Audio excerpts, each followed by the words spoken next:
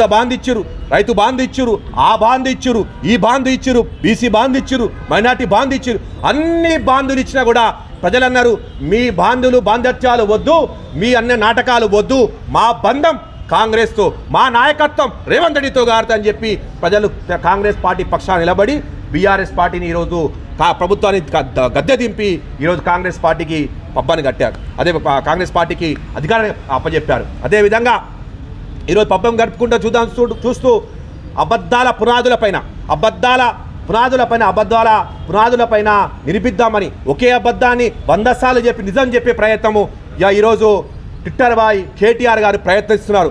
ఈరోజు నిన్న నేను ఈ యొక్క ఆలోచన బాలేకనే ప్రజాస్వామ్యం లేదని కూని అవుతుందని నా మీద హత్యా ప్రయత్నాలు జరుగుతున్నాయని, నా మీద దాడులు అవుతున్నాయని స్థానికంగా ఉన్న ఎమ్మెల్యే కుట్రలు పండుతున్నారు, హత్య చేసే ప్రయత్నాలు చేస్తున్నారని చెప్పి ఎన్నోసారి హైకమాండ్ పోయి చెప్పుకున్న కేసీఆర్కి చెప్పిన